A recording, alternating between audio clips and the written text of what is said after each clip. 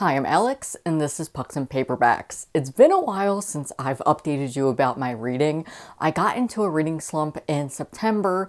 This always happens around that time, and just the height of hockey season, my reading pace declines. So I have 10 books that I've read in the last couple months, and I'm going to share them with you.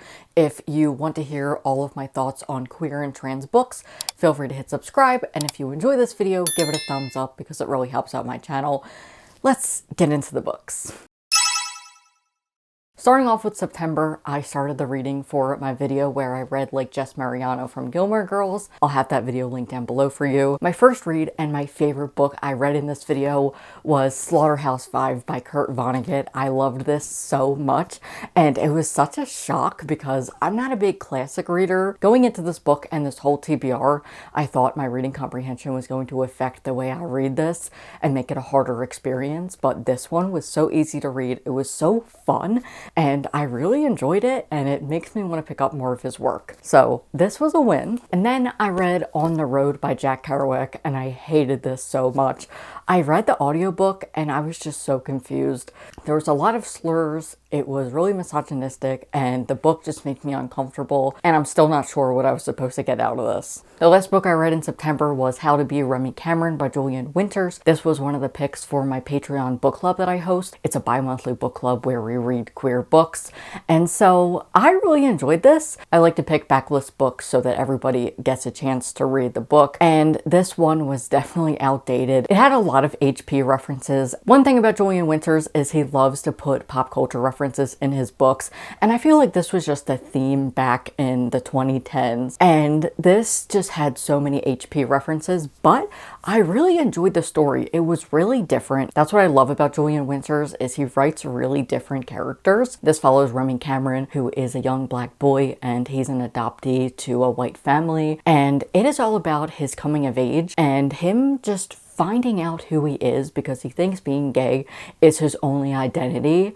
And I thought this was just such an important story. He's a big nerd. He wears Argyle sweaters. I really love Julian Winters because his books are so unique as well as his characters.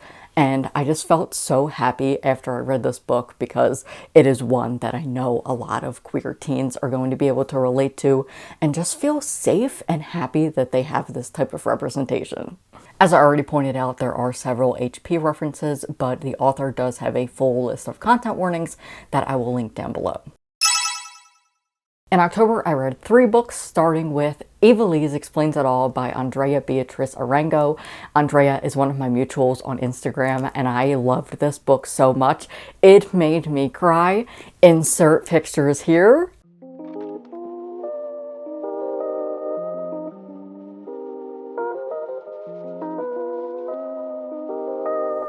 I sobbed at this book. It was beautiful. It's written in verse, and it is following Evilise, who is a middle schooler, and she is dealing with mental health and also the death of her father. And the way that her family treats mental health is really affecting her. And I just loved this so much. Oh my god, it was so great. If you want to read a book with mental health representation, I highly recommend this. It was awesome, and I'm so glad I got around to it. It was just fantastic. So go and support Andrea if you can, just by ordering this at your library or by buying her book. I just loved this so much, and this is one you need to read by the end of the year. Content warnings for depictions of car accident death, death of a parent, grandparent living with Alzheimer's, panic attack on page, depression, PTSD, suicidal thoughts and attempt, self-harm, bullying, and racism. This is another book that I'm so grateful kids get to read because I think it's so important for children to see themselves in a character like Evilise, because she does take medicine and she also does act out at school. From all of the adults around her, she has felt like a burden, but what I love is that this book does not paint her as one. It is really showing how adults treat children who are acting acting out. I worked in childcare for 9 years and I have seen so many kids similar to Evilise, and they have just been mistreated, and adults have just painted them as the bad kid instead of actually give them the time of day. And I really saw that in this book, and I just love that they get a story, and it was just so amazing. Next, I did a video where I read some queer horror and thrillers, starting with the graphic novel Blackwater by Jeanette Arroyo and Ren Graham. I loved this so much. This is a paranormal queer graphic novel following two boys, Tony and Eli, who are just your unlikely match. Tony is a track star and Eli is more of an outcast, and both of them have chronic illnesses. Tony lives with asthma and Eli lives with an autoimmune disorder, and you do see him in the hospital. He's trans, and that really surprised me and I was so happy. But the core story is that Tony is bit by a werewolf, and it's his coming of age story and basically him turning into a werewolf, and I thought that was so cool. I really enjoyed it. But if you want to hear more of my thoughts, you can go and watch my video. I'll have it linked down below. The next book I read for this video also had disability rep and a trans love interest, and this is 16 Souls by Rosie Talbot. I liked this, but it didn't capture my full attention and I wasn't in love with it, but I definitely think that it was more a me problem than the book. It is about a ghost hunter, and the ghosts start going missing, and it is up to Charlie, our main character, to find out what's going on.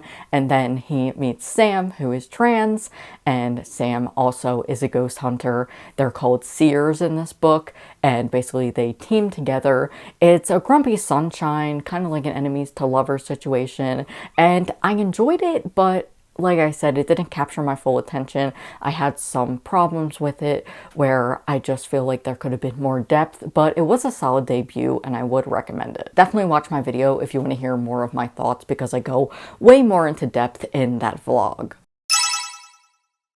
Last in November, I read 4 books, 3 of which were for Skodian Readathon, created by Native Lady Book Warrior. Her link will be down below.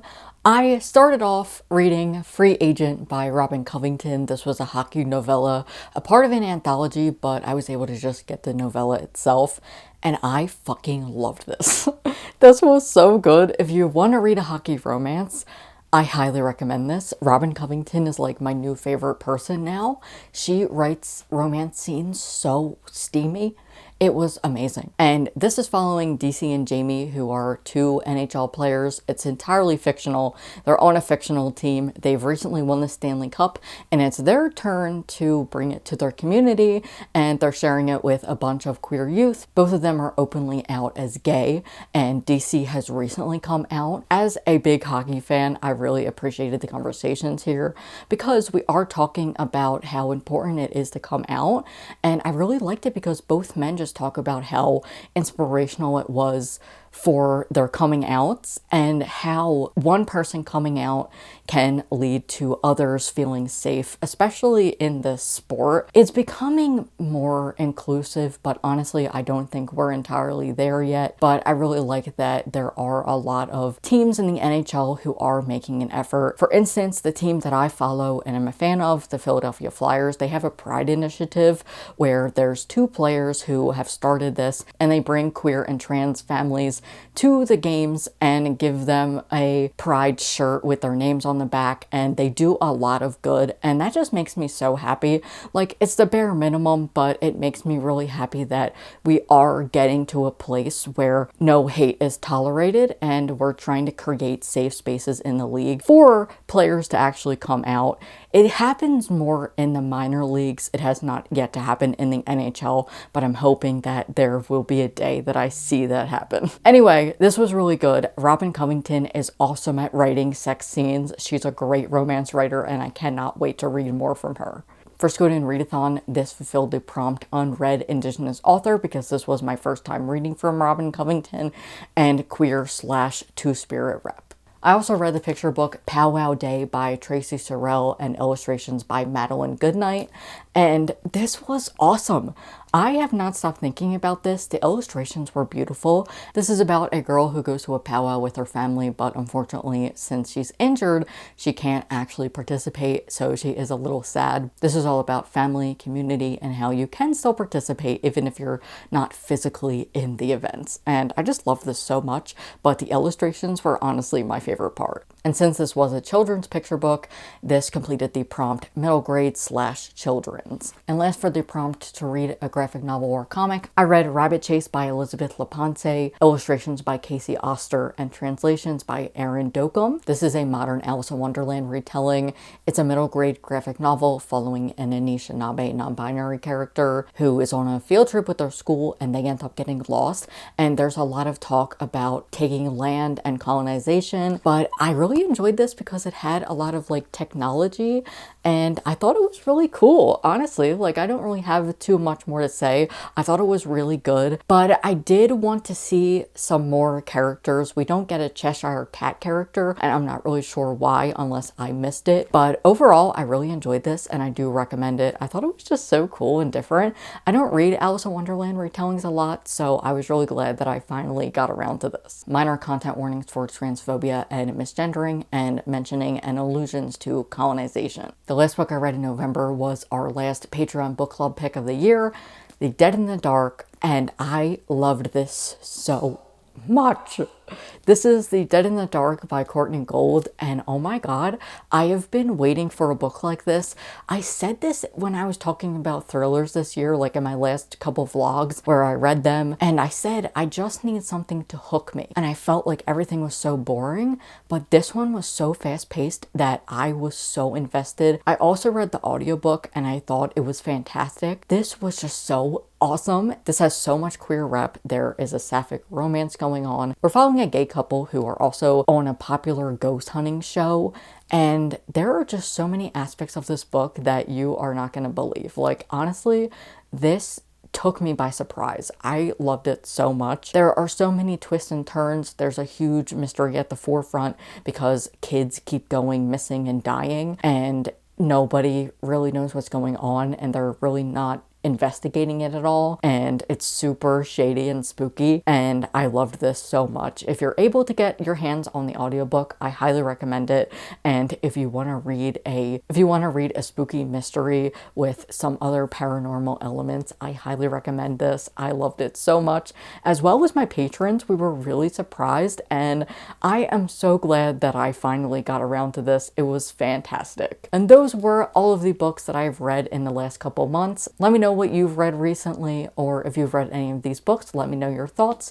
If you want to be a part of my Patreon book club, the link is down below. You can pledge $1, and I will be announcing our January pick for the book club in a couple weeks. Thank you for watching. If you enjoyed this video and you want to hear more of my thoughts on queer and trans books, feel free to hit subscribe and give this video a thumbs up. It really helps out my channel when you do so. I will see you next time with another video. Bye.